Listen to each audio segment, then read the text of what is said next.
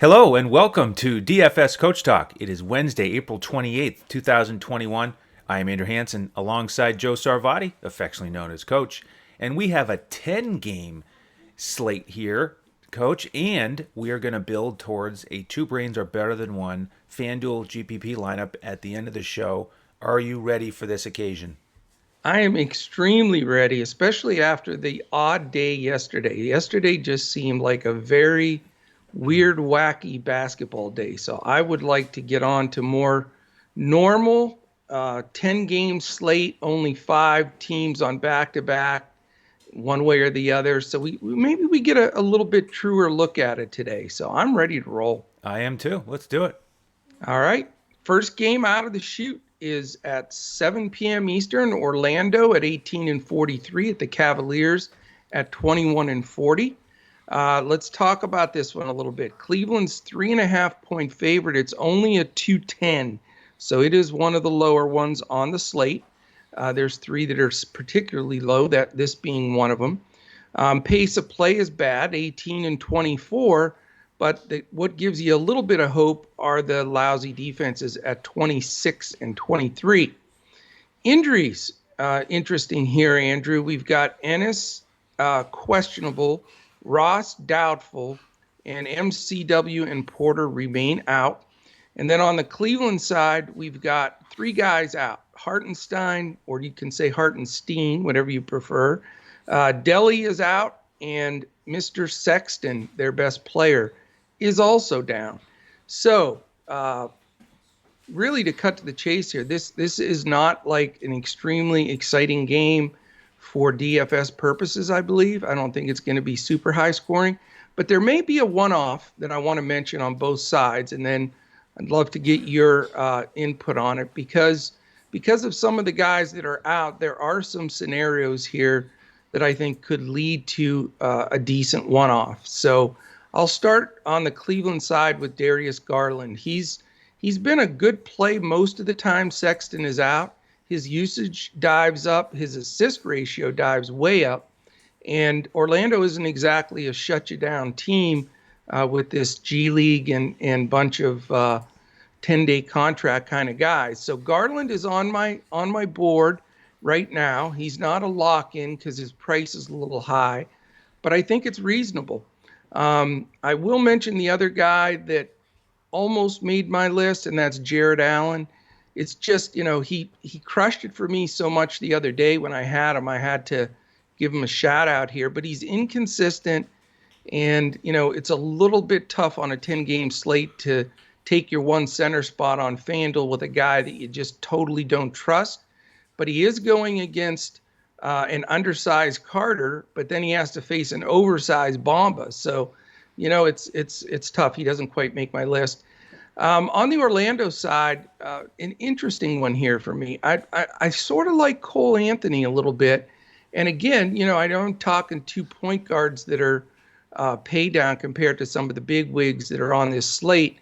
But, maybe as where you have to roster 2 point guards, like on FanDuel, he's not a second guy in type of bad pick. I think he's decent. He's getting a lot of minutes. He's becoming more effective.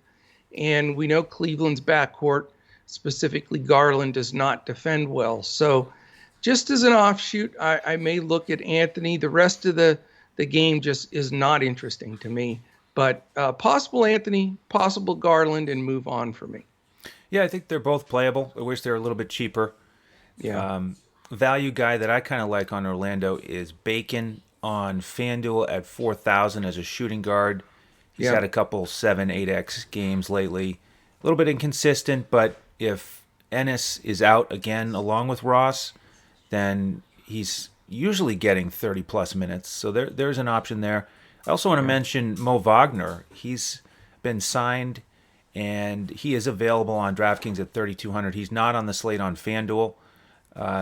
Just keep an eye on that. He could cut into Mo Bamba's minutes a little bit. Yeah. And then on the Cleveland side, Osman has been priced up a little bit, so he's not a value play anymore. Right. Dean Wade is in play for me again because Nance is still out with that thumb injury, and he's minimum price. He got 32 minutes in the last game. because of those absences with those other guys, Hartenstein and Nance. So he's a guy you could look at here as a value play, but not thrilled about the game overall either. And I did read a note that Kevin Love was real disgusted with tanking again, and he wants out of Cleveland. So that's another reason. Is that going to have any effect? It may have no effect, but he does seem to be getting in that psyched out range, which he did. If you remember a season ago, where he was like, I'm just stood there, nobody would give him the ball and everything. He was Yep. frustrated. He's sort of getting back in that mode again. And now that something came out in the media that he's squawking, you just wonder if Wade's going to scoop some of those minutes. So, not a bad guy, but probably more of a GPP for me. But I like that, keep an eye on the Love situation, though. Absolutely. All right, game 2. We have Atlanta in Philly, also at 7 o'clock. 216 total. 76ers favored by 7.5. Mr. Trae Young still out, along with Tony Snell. And then Herter is doubtful. Yeah. And Brandon Goodwin questionable. So these guards are in trouble on Atlanta in terms of the injuries. On the Philly side, we just have Mike Scott questionable. So with all those injuries, these guards for Atlanta are attractive in terms of the volume. It's not a good matchup, of course. Philly is second defensively. And Right. it looks like they'll have their key defenders out there, Simmons and Tobias Harris, etc. But Bogdan's going to get a lot of opportunities. 7,600, sort of a fair price tag, I think, for this situation.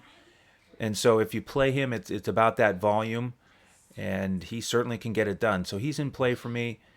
The other guard spot will be interesting. If Brandon Goodwin starts, he is a value opportunity. I'm not thrilled about him. He hasn't really shown the great upside, and it is a tough defensive matchup. If he sits again and somebody like Dunn starts, he's cheap on DraftKings at 3,100, about 5,500 on a FanDuel though. Crazy. And I don't really trust him yet. 13 minutes last game, 0 for 5 from the field. So I would avoid that. The one other guy I would look at though is Lou Williams. He's back in the rotation. 4,500 on DraftKings I think is playable. So for me, it's looking at one of those guys based on all these injuries. And then on the Philly side, I don't want to play them, even though it's a good matchup. Atlanta's bad defensively. We saw in that last game so many guys now in the rotation when they're healthy, because with George Hill there, that interferes a little bit with Milton and Maxey, and Korkmaz getting minutes, Curry, Danny Green, Thibault. It's just too many guys. I mean, Tobias Harris is a good price, but he hasn't been smashing, and I don't really want to mess with Embiid and Capella at their prices today. So it's all about the Atlanta guards for me. Yeah, this game is my least favorite of the 10. I'm not playing anybody from this game. I'll give you a quick couple of reasons why. Some of it may be a little repetitive because I think your breakdown was right on the money. The fact that I believe if it's Lou Williams and Bogdanovich out there, or if Goodwin starts, he's questionable. If it's Goodwin and Bogdanovich, whatever, I think the backcourt gets Simmons and Danny Green defense. They'll probably stick Curry on whoever the small forward is, maybe a Hill or whatever.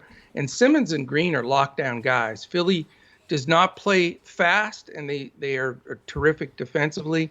So I hate the fact that Dunn is back in the mix, even though Atlanta still has guys out, because, by the way, Dunn is shooting the same percentage from the field as I am in the NBA this year. Mm-hmm. Yeah. But he's going to steal minutes from either guard because he could play both of them. So I just don't like the matchup, don't like the price on Bogey. I like Bogey, but not at that price against, Ben Simmons or whatever he's going to have to face. And Ben's still trying to get first team all defense or defensive player of the year. So he's a dog. The bigs are just all overpriced. Capella, Collins, Harris, and Embiid, and they're, both going to defend each other. I just don't see this as a logical game to spend a lot of salary on when the number's low. Philly's much better and could smack them around a little bit. Just complete stay away game for me, Andrew. Okay. All right, we're going to move on to the 7:30 Eastern slate now. The Charlotte Hornets at 30-31 against the Andrew-led Boston Celtics, 32-30. They're making the push for you.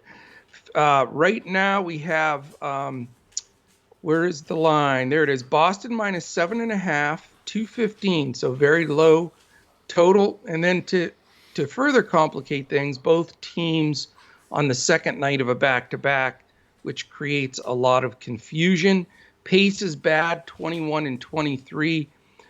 Defense is very average, 14-17. And we know that we still have Ball, Hayward, and Monk out for Charlotte.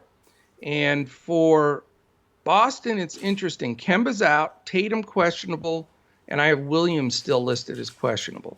So lots of news to be had here. Lots of confusion if anybody's going to get any rest on the second night of a back-to-back. A low line, slow, good defense. Certainly not a game to target by any stretch. There are some possible one-offs here that could be value. Cody Martin has been getting big minutes consistently now and is not a bad play if you're looking for value. I still always think Terry Rozier, can get it done. Boston's shown that their defense isn't as consistent as it used to be by any stretch. So, Rozier against Boston has always got a little extra twist to it because that was the team sort of that gave up on him. So Rozier's in my player pool now. His price is rough, I know, but he's the only guy I'm considering from Charlotte. On the Boston side, I mean, we need to see the news. It's that simple. I mean, if we know Kemba's sitting, but if Tatum sits again, which is could happen, then it's the Jaylen Brown show. He was one of the highest scorers on the slate yesterday. No reason to think he wouldn't be again. And I can't imagine with them needing wins that they're going to sit him limited minutes if the other two studs are out. So, an interesting spot there. Fournier seemed to get his feet in the second half in yesterday's game, but he may face Rozier defense, which is a little bit of a concern. I think you'll have Fournier get some ownership. Smart couldn't hit the broadside of a barn for a bunch of that game, man. I think he was 0 for 8 from 3 at one point. So that was extremely frustrating. But it is a good matchup. And, Smart's price is always just at that tease level where it's not in a high end, but certainly not a value. But consideration is Smart and Brown depending on the Tatum news, but I'm not a big fan of this game. Yeah, I'm somewhat similar in the guys that are in consideration for me. Jaylen was just dominant yesterday with that opportunity with those key guys out, and his price is still fine. And he's been pretty good on back-to-backs. He's had one or two clunkers, but the second half of the season, he's been pretty strong. So I agree. I think he'll get full minutes, and he's in consideration. Smart, a little too pricey probably for me. Fournier, he definitely did hit value and found his legs. He had 5 steals in that game, which is impressive. Didn't do a whole lot scoring-wise, but he's pretty cheap. And then how about Peyton Pritchard? He was awesome off the bench. Oh, my God. Scoring 28 points. And then with Charlotte, I am most interested in those guards. You could go with Rozier. Devontae Graham is cheaper. Cody Martin, 7X again. And how about Brad Wanamaker? He's 27 minutes off the bench, 13.6 assists. He's filling that role that LaMelo Ball had. And now he's Celtics factor too, right? He's also got the Celtics factor and bare minimum price. Not my favorite value play here on a back-to-back, but so I got to continue to keep an eye on until we get either Monk or Ball back in the mix. All right, the next 7:30 game is an ESPN game. It's the Lakers and Washington. This is a pick'em at 226.5, thanks to Washington and their number one pace. 21st ranked defense. Lakers still clinging to that number one spot defensively, but their offense is drastically fallen. Without LeBron, they're down to 22nd in efficiency. Yeah. So tonight we're going to have probable tags on AD, KCP, Schroeder, Gasol, and Caruso is the one questionable tag. With Washington, we have Lopez probable. Now, on the Lakers side, I wouldn't mind getting a little exposure here against the terrible Washington defense. And Schroeder is the guy I'm looking at primarily. Good price on both sites. And he had that questionable tag against Orlando, and he went 21-10. And we love playing guards against Washington, so he's in the mix for me. Anthony Davis got up to 31 minutes last game.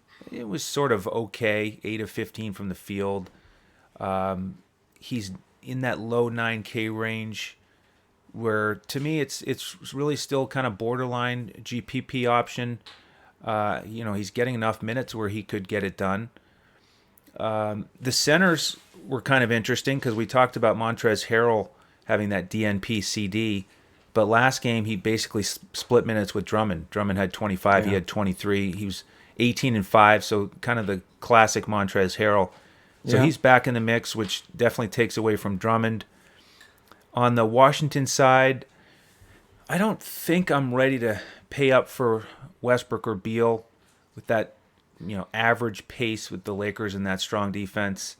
So for me on that side, it would be a value play. Hashimura is ultra cheap on FanDuel. He's down to 4,200. Yeah, I don't understand that. Yeah, he just hasn't quite had the volume offensively. He missed a little bit. He's still ramping up. But exactly. Yeah, I was stunned to see it that low, though. Yep, I'm thinking that'll probably be the lowest it will be for the rest of the season. Yeah.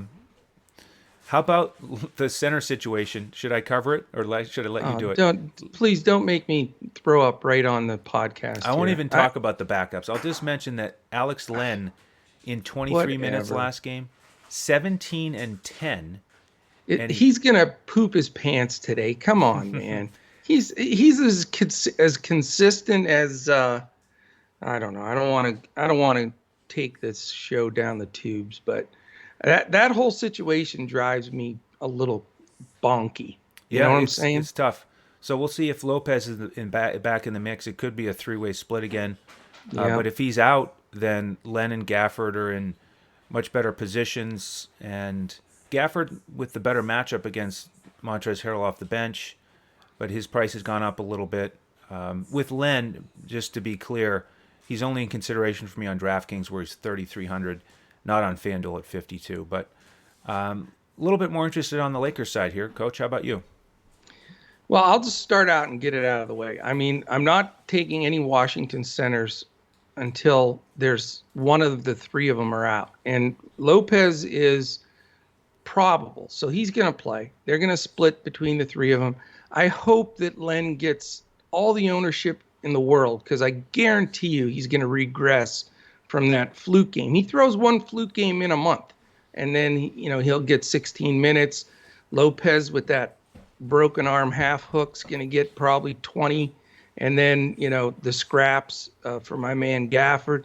I'm done with that position. You won't hear me talk about it on this podcast for quite a while. What I will talk about is, this is the ESPN game. I mention all the time, but it's worth mentioning. People get over-owned on the big national games. It's a fact. It's not my theory. It's true. Guys get a couple percent higher ownership. For the people that the fish that we think that are usually in there that we can go after, those are the kind of guys that are going to roster Davis. But here's the thing, Andrew, and I want to see what you think. I think the Lakers need to win. They are starting to float down the line there, and I know they're saying they don't care home court or not, but they may get down if they keep losing. They could fall into that 7 spot. It's feasible, so they need to get it together. Even though Davis is going to be a little more owned because it's a national game, and it's going to be the guys that didn't realize that he's coming back and all this that are going to fall into it. Sometimes you got to swim with those fishes a little bit and just know where the sharks are. And I think Anthony Davis, 33 minutes maybe, 34 against an awful Washington team with the 3 different centers in there. Now, if you told me Gafford was playing a bunch and he was going to guard Davis some, I would be concerned. But I don't think Hashimura can handle him by any stretch. And I don't think the other 2 can take him, and the other two are going to have to guard Drummond. Now they may flip flop when Harrell's in there, but the bottom line is it's a good matchup for Davis. Washington's the fastest team in the league, so you can't get a better pace up scenario. And AD is going to be one of my foundation guys today. I'm going to roster him for the first time, and I think that he's got huge upside here. I really think he's going to get. I've watched him progress these first 3 games or so that he's back. So he's going to be a big spend-up guy for me. On the other side of the ball, Russ is just unbelievable. And I'm just so impressed with him. I know his shooting is bad at times, and Beal takes over some games. But, I like Westbrook better here. And again, I haven't made the final decision on whether he's the spend-up guy, or I'll mention one later that I'm looking at. So Westbrook is possible. I'm not going Beal. I think he gets a little bit better defense against him in this run, and really don't like any of the ancillary guys. So it's Anthony Davis, the possibility of Russell Westbrook, and then I'm going to move on. So I may be spending my 2 play-ups here, have a good correlation. I like the fact that the Lakers, even though they're rated first in defense, are not really playing like the first in defense. They've come down some, and I like the pace that Washington will really try to push in this game. So I can see your Schroeder pick. It's not a bad one, but he just his price seems to have increased to where it starts to become a little cumbersome for me. So could be the key game on the slate for me, buddy. Okay. All right. Next game on the slate is where we at here. Let's see. Chicago, New York. Chicago and the Knicks. Yeah, there it is. Knicks 4.5. A nice skinny 209.5, which is no fun. You've got 12th and 30th in pace. We know the Knicks play half court. 18th and 4th defensively. Bulls not that bad defensively as you'd think, almost in the middle of the pack. We've got Brown and Levine continued out for Chicago, Burks, and then we know Mitch Rob's out for a long time for the Knicks. But after that, it's pretty much the normal run. Since Levine's out, everybody's picked up the pace a little bit there. Vuk's been solid. Kobe White's been solid. The rest of the guys chip in. Daniel Tice has had a few good games.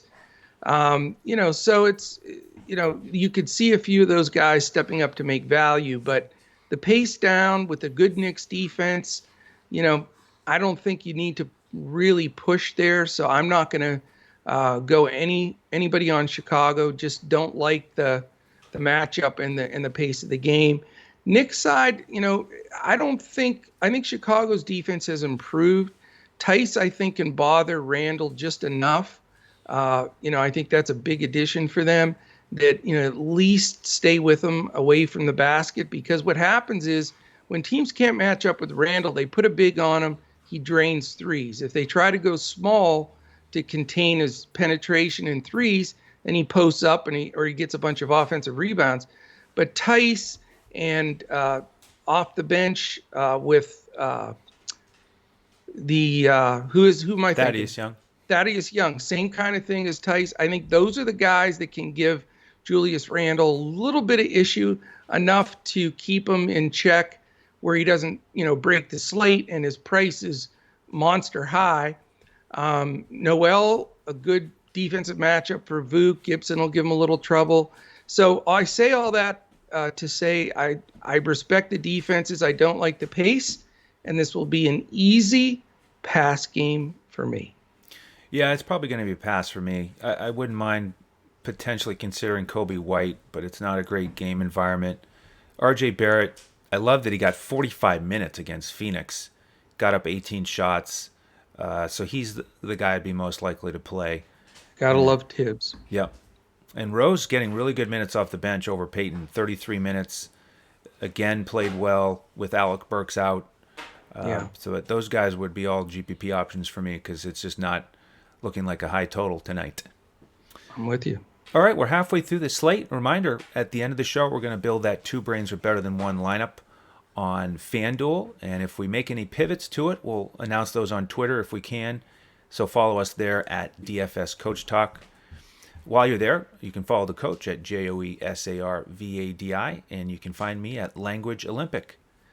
All right, Coach, second half of the slate, we moved to 8 o'clock Eastern. San Antonio in Miami. Another low total here, 211. Miami favored by 4.5. Island game for both teams. Injuries for San Antonio. Derek White and Trey Lyles out. With Miami, question marks for Hero and Nunn. And the injury news is important to me here because these two teams, especially when they're playing against each other, are just not attractive. They're both top 12 defensively. They're below average offensively this year, which is a little surprising. And their pace is not good. So this is actually a zero game. In terms of the variables we look at, it is a real dud. But with Derek White out, you get a bump for Murray and DeRozan. They both smashed, but that was against Washington. They become a little more interesting with White out, but we got tough defense here. We got Jimmy Butler likely slowing down DeRozan. So for me, it would be a value play of Patty Mills or Lonnie Walker. We'll see who starts. If we know early enough that one of those guys is going to start, they're both really cheap on both sites. You can consider them. Just because they start, that doesn't mean they're going to get huge minutes and smash the value, but you feel a little bit better at least if they're starting. But the guy who's coming off the bench would probably have a little more opportunity to run the show and have more usage. So kind of goes both ways, but that's the only place I'm looking at San Antonio.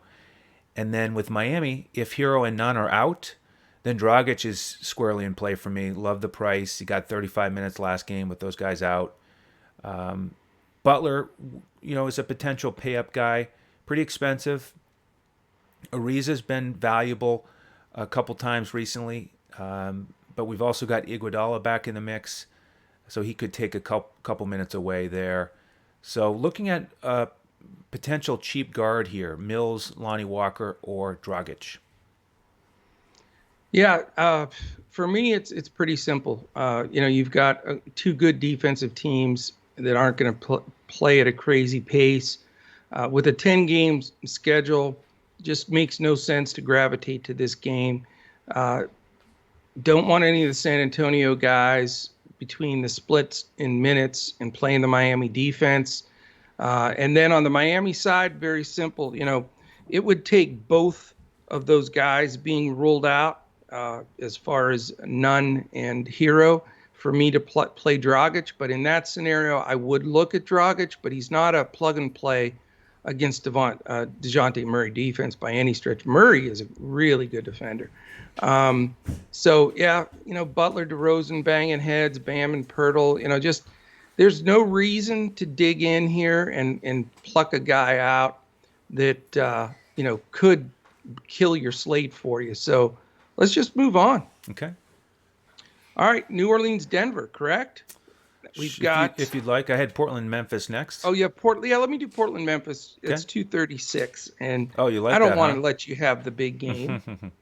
I apologize. I have two different groups of games in order here, but I will stay with this. And not only is it 236, it's a pick 'em.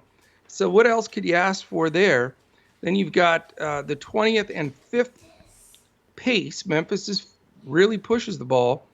And then Portland's wonderful 29th defense. Memphis is 9th. So most of it's good. Three of the 5, almost 4 of the 5 count. And these teams are not very banged up at all. They've got their guys ready to go. None of their key players are listed as out, which I don't know if we've had that happen, but a couple of times all in the last month, that's for sure. But I think you're going to see both teams play, both teams right in the dead thick of the bottom of making the playoffs, 33-28 and 31-29. So this is a great game. I mean, it's not only the biggest number, you've got two competitive teams, and then you got to pick them. I mean, what else can you ask for? So I'll just give you the litany of guys that are in my player pool and trying to determine which way I want to go with it. Very impressed with Ja Morant lately. I've been raving about him on several podcasts in a row. I think he's square in play against a poor Portland defense. So Ja's the first guy I want to bring out there. Dylan Brooks, his price is decent and he can have big games. He's a step up to the moment kind of guy. He gets into consideration for me. Those are the two Memphis guys that I'm looking at. Then trying to make that decision with the Lillard McCollum thing, it becomes, do you pay up for one of those two guys and hope he's the one of the two that have the hot game? That becomes a question. Also, Dylan Brooks, I look back through basketballreference.com to see some of the matchups here, and Brooks has actually spent time guarding Lillard and McCollum in different runs. So they probably won't both escape his defense. Now that Norman Powell's there, though, it's a little bit different because Portland didn't normally go with Lillard, McCollum, and Trent. They would bring Trent off the bench a lot. And so Brooks was able to go that route. Now, Powell's a dangerous scorer, too. So, my theory here, and I'm looking forward to your input, is Brooks going to guard Powell, which is more of a logical matchup for him, or does he go on the other two guys? Because I want to try to avoid Brooks and attack Grayson Allen. But, I don't see any definitive information that says this is the way this is going to roll out because we haven't had the scenario with Powell in there exactly. The bigs all cancel each other out for me. Covington, great defender. Anderson, really good defender. The Nurkic-Kanter split, me with splits. As soon as I see steady splits, and I'm just not convinced it won't be, I'm not going there at all. Jovel, now the Triple J's back, that changes everything, and Clark still gets minutes. So it's all of a sudden they had nobody and had to play, their guys, Tillman and everybody, the big minutes. Now they've got everybody back. So I don't want to go there. So for me, it's Ja and possibly Lillard or McCollum. If I don't go up to Lillard or McCollum, that's where I might be able to make the Westbrook play, even though he's a little bit more, and make it work. So that's a big decision for me. But I do think this game, you have to have exposure. I probably have, at least two guys from this game. Yeah, it's a key game for me as well. And the guards on Memphis are where I'm looking there. I'm not going to mess with those bigs. Jaw's been awesome. But like you said, Brooks does step up and played well against Portland in those two matchups recently where they were both really high scoring. I like the savings for his price tag too over Ja. So I think that could be a smart approach in GPPs to go with Brooks. With Portland, the problem is, first of all, it's a back-to-back. And like you said, Brooks' defense is excellent. So I'm a little less interested in Lillard and McCollum. I do like Lillard's price on FanDuel at 8,100. Yeah, that's so tempting. I do think that Brooks will guard those guys primarily. I think they would assign Grayson Allen to Powell. Norman Powell? Yeah. Well, then maybe Powell's the play then. Yeah, I think he has the better matchup and he's cheaper, but then he's getting the least amount of shots out of that trio. So I think it kind of balances out. I'm more interested in Covington and Nurkic. Covington, right around 5,000 on both sites. I like that opportunity. A little more GPP because if he's not hitting his threes, then it doesn't usually work out. And Nurkic, I don't think it's as troublesome of a split as you do. You don't think? Last night he only played 20 minutes because it was a blowout, but he was dominant. Yeah. He had a double-double. And Kanter, by the way, in 15 minutes had a double-double. So they're both playing really well. And and that's the concern is, I can't imagine they're just not going to play good minutes for Kanter, Yeah, but if you go a couple games back, Nurkic was getting 28, 29 minutes, and he was destroying his opponent. Well, he played some teams with no centers. That my other concern is Anderson, Valanciunas, Triple J, and Clark. That depth is going to keep those guys fresh, and that's even if Tillman doesn't get in. Yeah, but he played well against Memphis, even with Jovel. And, on FanDuel, I think he's the price I'm not excited about tonight on this big of a slate at 8,300, but still on DraftKings at 68. I think you can go to Nurkic. It's not. I don't think that is underpriced. 68 is underpriced. I think he can pay that off. I don't think it's a smash spot. But I think he's playable on DraftKings. But Somebody, I mean, if this game has 240 points or whatever, possibly, where they got to come from somewhere. exactly. Yeah. All right, the next 9 o'clock game is also interesting. It's New Orleans and Denver, 228.5 total. Denver favored by 3.5. It is the front end of a back-to-back for both teams. And for injury news, we have Johnson probable and Steven Adams questionable. And then on the Denver side, I don't have any notes for injuries. Do you? For Denver, excuse me, Barton and Morris are still out. Right, right. Other than those guys, Yeah. the regular recent rotation is still good. So if you break this game down, we have New Orleans. I mean, any game they're in, you really want to focus on because they're playing it faster now. They have a top 10 offense, and they're still 27th defensively. Denver, of course, is slower, average defense, but they've got the awesome offense. So we do think there will be some points here. But, the funny thing is, Coach, these teams have played twice. Both times the final score has been 113 to 108. I know, that's wild. I did see that. One. Yeah. So the identical score. can that be our prediction here, that'll be the final score tonight? Unlikely, but kind of a funny little tidbit on this season. Now, we'll have different matchups here than recently because of Aaron Gordon. And so I think that's important to consider because Zion has he had one monster game against these guys. And then the other game, he still scored 30. I think he'll have a little tougher go at it with Gordon. He's still in the player pool for me. I'm also interested in this Steven Adams news because if he sits, Hernan Gomez, I think will get another start, and he was great in his last start. Double-double with 4 stocks, very cheap. So I like him. This James Johnson news, for an aside here, Coach, you'll enjoy this one, is really kind of disappointing because Wenyen Gabriel is not going to be a factor tonight after that terrific performance in the last game. 10 points, a steal, a block. He had 6x return. I was praying that you didn't see that. Yeah. But don't worry. We won't go to Gabriel tonight because I think Johnson will be out there. He's he's a 5 highlighted DK guy. Come on. Yeah, right. On the Denver side, Michael Porter Jr. cannot be ignored. He's averaged at least 30 actual points in his last 3 games. Yeah. Really stepping up. Jokic definitely in play for me as well. Campazzo settling in. A little pricey. PJ Dozier, similar. I think he's playable. But I think I'd be more likely to get one of these studs here on the Denver side, Porter Jr. or Jokic. How about you?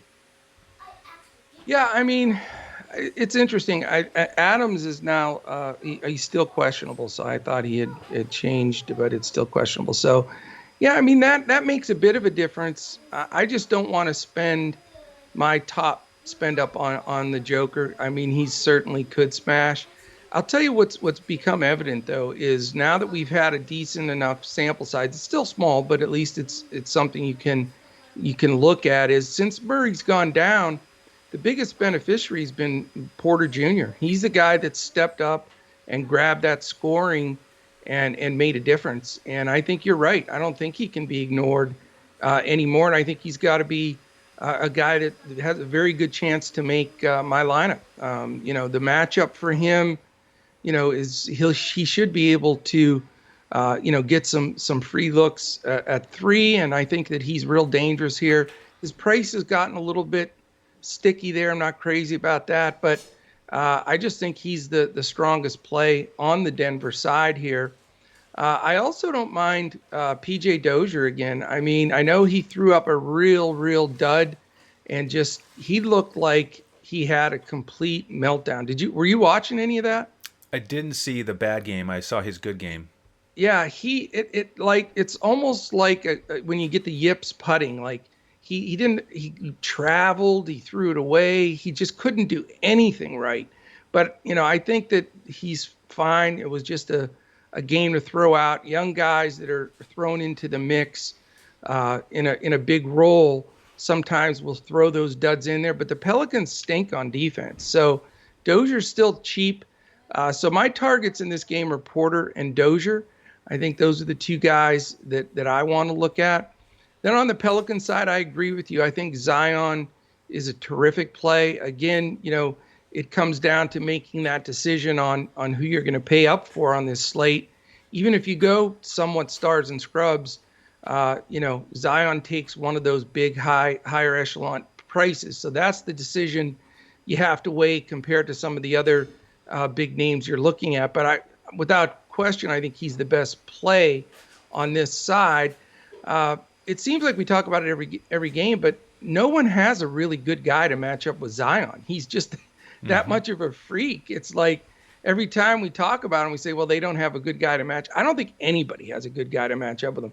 I mean, his strength and, if they could, I don't know why teams don't force him to use his weak hand, his offhand. If you can get him to his offhand, then, make him go to the right. I think it definitely is a little bit more attainable, but he's just got such a quick step and he's so strong. He just butts people out of the way. When they played him the last time, do you remember he took one drive and he didn't even budge and Porter bounced off him like a pinball in a pinball machine, almost went into the first row. So, Zion is extremely tempting. He's the spot that I would go to with the Pels. Not super confident or like the pricing on the other guys. I agree with you, though. I think Hernan Gomez is a nice play if Adams is out only. And if you really want to go deep, if Adams is out, GPP-wise, you could go Jackson Hayes. But, I like this game, and I'm definitely going to have exposure. I think it's going to be an up-and-down game that you need a little bit of folks in it for sure. All right, well, how about... let's move. Yeah, go ahead. This next one that's not as up and down, Clippers and Suns. What do you have there? Yeah, it's not that much fun. It's Phoenix minus 3.5, but the total in this game is 222.5. That surprised me. I was very stunned that it's that high because it's the fact that it's 10 points higher than a bunch of these games when you've got a Clippers team that's up to 10th defensively. Phoenix is 6th defensively, and there's guys missing all over the place. Maybe that's the play, Andrew, the under in this game. Because the saving grace is Clippers number 2 offensively and Suns number 6. These teams know how to score. Yeah, defense over offense, though, when it's 2 against 2 like that, when they're similar teams in that manner. And the wild card here, though, is George is questionable. Kawhi Leonard's doubtful. He's not going to play. We know already Beverly and Ibaka are out. Coffey's questionable. Batum's questionable. So the Clippers are banged up big time. By the way, Coach, is the injury designation for Paul George his ego? Is that why he's questionable? It could be, man. It should be. It probably is. Come on, Paul George. He's got a bruised ego. That's why he's questionable. Unacceptable performance. I know New you're Orleans not a big game. Paul George fan now. Yeah, right. Exactly. Not right now. In general, yes.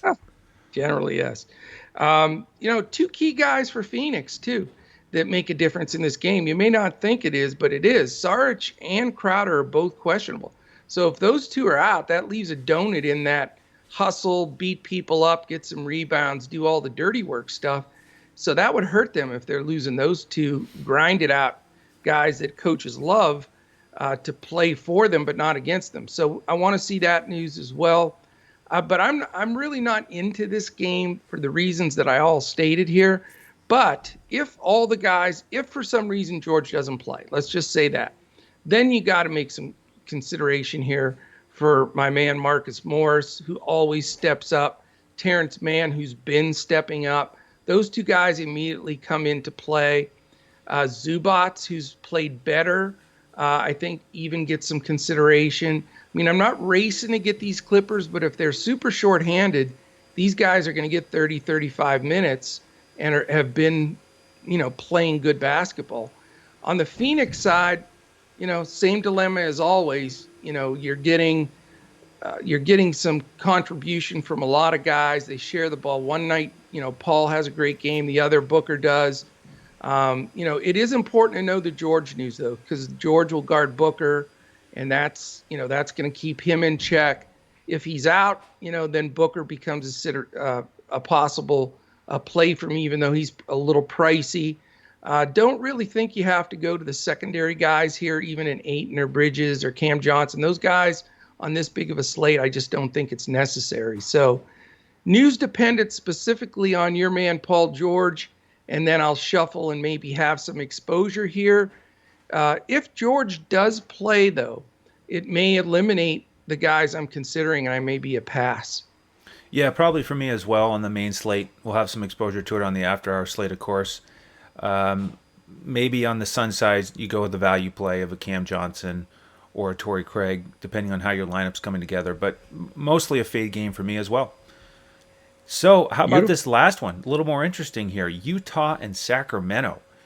222 total, which to me is potentially a little bit low, and I'll get into that here in a minute. Utah favored by 8. It is an island game for both teams. And, on paper, this is an awesome game because we have pace of 13 and 9, or at 13 and 9. The offenses are ranked 3rd and 10th. And we know Sacramento is last defensively. The only thing you don't like is Utah's defense. They're 3rd. And then the other big wild card here is that De'Aaron Fox is out again. And he really changes everything for Sacramento with that pace and offensive efficiency. I think that's the only reason the total is at 222. When these two teams played before, they put up 240 points. We also have Barnes questionable for Sacramento. He left that last game early. And then on the Utah side, big injury news here. Mitchell is still out and Conley is out. Yes. And if you look at when these two teams played before, those two guys, Conley and Mitchell, combined for 68 points, 9 rebounds, and 8 assists. So with them out, that opens up a ton of opportunity for Clarkson and Ingles. So those are the two guys I'm looking at to run the offense, both in the 6K range on both sites, both playable for me. Bogdanovich would be the third option. He's cheaper on FanDuel. Gobert, I was surprised. He really did not do well in that game against Holmes. Holmes, meanwhile, put up 25 and 10 against Gobert. I know. That was a stunner that night. I think we had the other side of it, unfortunately. That is surprising. Now, Holmes obviously been slowly increasing his minutes here, so a little less attractive to me. I'd be more likely to get one of the wings. Halliburton obviously stepping up, but now he's in the 7K range. Mo Harkless is a value play I think you could look at, 3,800 on both sites, and he should get even a couple more shots if Barnes is out. So I'm looking at definitely one of these Utah guys, Clarkson or Ingles, and maybe one of the Sacramento guys on the other side. Yeah, this is a really interesting game. I mean, right when you think Utah is, makes sense and they're going to be tough every game and everything else, and then they get swept they're 0-3 against Minnesota. Yeah. And 2 of the games were in Utah. Now go figure that one. Sacramento's similar to Minnesota. They play an up pace. They don't play good defense, but those seem like the teams that give Utah a little bit of trouble. They've got the slowdown game figured out, but maybe Sacramento's able to extend the floor and create poor matchups for them. I think you made a good point though. The last time they played, you can't even really look at that. I mean, you've got Fox, Conley, and Mitchell. Like you said, between the 3 of them, that's the reason the pace was so good. That's the reason that there were so many points. So everything shifts. I do like guys here. I've been somewhat of a Clarkson whisperer. I generally play him in the right spots.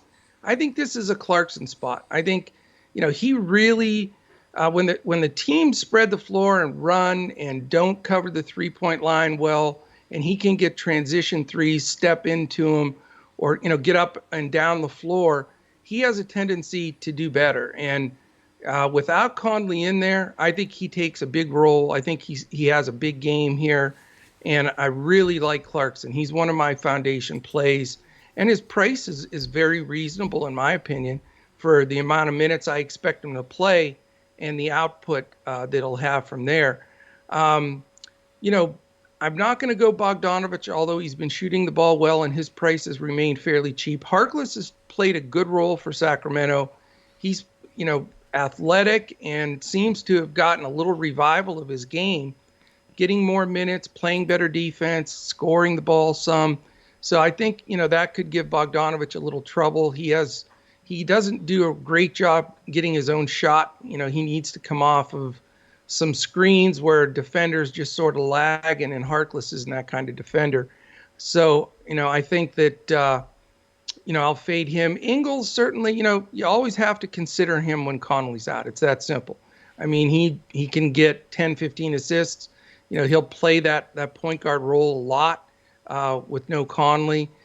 So Clarkson for sure. Ingles is possible. I'm a little stymied by the Gobert thing last time with Holmes, and Gobert is inconsistent at times. We expected him to smash in this matchup last time, but it didn't work out that way, and it makes me a little concerned. We also have Bagley listed as questionable, so he may get even if he gets 12, 15 minutes run, he's just another tall, big body in there that could scoop a couple of rebounds from Gobert. And Holmes is playing well, but not well enough for me to put him in there against, the two-time defensive player of the year. I don't think Harrison Barnes plays. I saw his injury. I know he's listed as questionable. Think he'll sit. So what that does is it brings the other backcourt into play for me. Both Halliburton and Hield. I mentioned on the show when Fox got knocked out with the COVID protocol, I felt Halliburton would step right in, take that position, unlike a rookie, just, do it. And he is. He's playing great. So love the four guards here. Clarkson, Ingles, Halliburton, Hield, going to determine how many of them I'm going to play. And I think that'll be a good way to cap the slate for sure. Excellent. Well, the way that we're going to cap this show is by building our Two Brains Are Better Than One lineup on FanDuel. I love it. So I hope you all enjoy this. Feel free to play it as Coach is preparing for his first pick. If you wouldn't mind, if you're watching on YouTube, we'd love to have you subscribe to the channel so you get the notifications when these podcasts post every day, 7 days a week in NBA. Coach, what do you have here for your first pick in our lineup? My first pick, I think I'm going to go, and then we'll just figure it out from there. I really would like to take Russ. Really? Okay. I know you weren't probably going to go with him. I know he's super expensive. I just like the spot. It's not a second night for a back to back for them, and I think that makes a big difference. And they don't play tomorrow. Yep. Okay.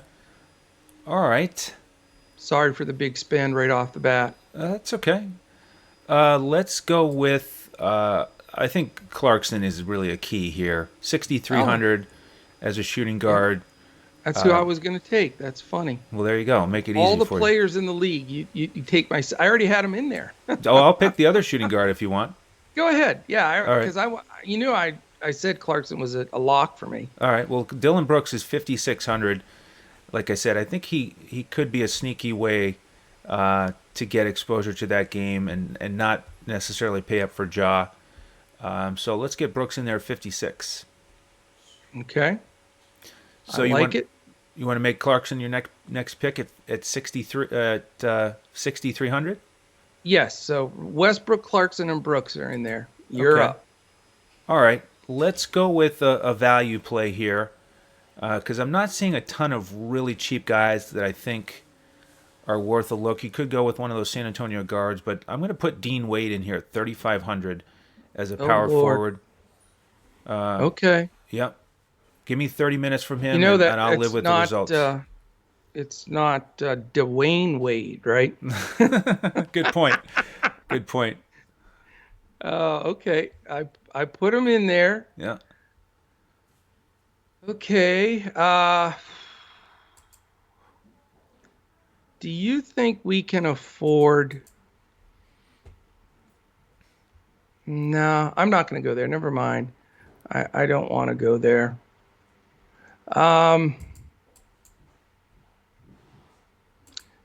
Sorry for the delay here. This is an important pick. I think it could swing the slate for us, and I don't want to make the wrong pick. Every single one is important. I know it. I want to make a pick here, and then once we get the news, we're going to post this on Twitter because this will 1,000,000% be because of the news. I want to take Willie Hernan Gomez at center only if Adams is out, Yep, absolutely. because that 4,300 in that center spot lets us do what we want to do the rest of the way. But again, we may do a 2 or 3v3 split, change if we have to buy up at center if he's out. Yep. And it's not going to be Steven Adams, by the way, that we'd replace him with. No, it's not. No. All right. Let's go with now. Small forward's a real interesting position here. There's a bunch of guys I'm interested in: Jaylen Brown, Porter, Bogdanovich, Ingles. Let's go with Ingles here. Little correlation with Clarkson. Mini game stack. We think the offense is going to run through those guys. So let's get Ingles in there at 6,100 at small forward. Yeah. Oh, I like that pick. Speaking of correlation, I would like. Oh, we can't. The shooting guard's gone. I can't take him. I was gonna take Tyrese Halliburton, but that's cool. Can we afford Ja? Yeah, I think we can.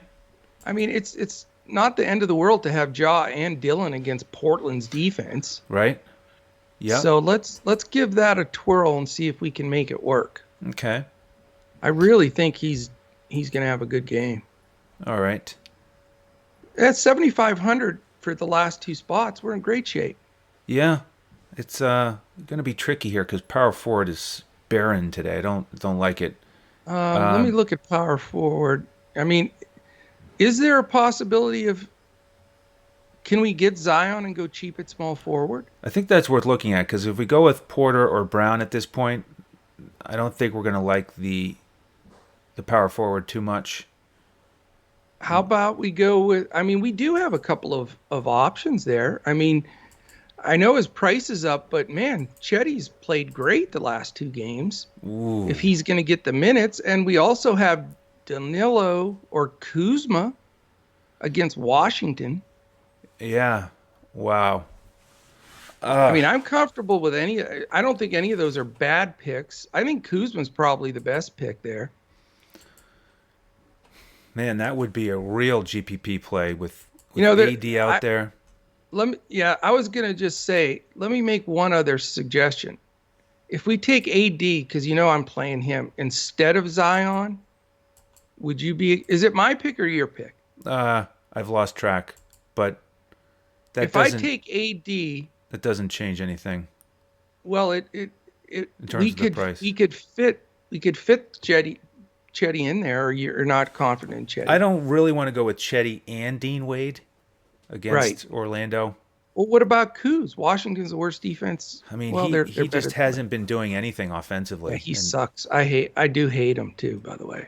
I mean, Gallinari. You got Bogey, Bridges, Gallo, but Gallo's against Philly.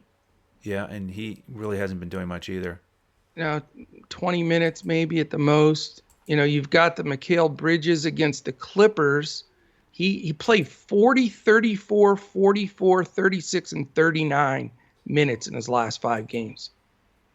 That's pretty stout. And Crowder and Saric are questionable. I think he might be the guy. Mikal Bridges. All right. Look at the minutes. Let's put him in there. Minutes equal money, and his results, 34, 26, 36, 28. We'll take that for our last guy in. All right. So there it is. Westbrook, John Morant, Dylan Brooks, Jordan Clarkson, Joe Ingles, Mikal Bridges, Zion, Dean Wade, Willie Hernan Gomez. Follow us on Twitter to see if there are updates. 1 second. We have an error there. What's that? Anthony Davis rather than Zion. Oh, okay. I was hoping for Zion, but okay. All right. We'll put AD in there. And remember, we have $400 left, and we don't know about Hernan Gomez, so stay tuned. Absolutely. Thank you all for joining us. Hope you enjoyed that, and best of luck with this lineup tonight. We'll be back again tomorrow. Actually, it'll just be me. Coach will have the day off and building up for that 3-day weekend. So please do turn in again tomorrow, and we will be looking to crush it in DFS.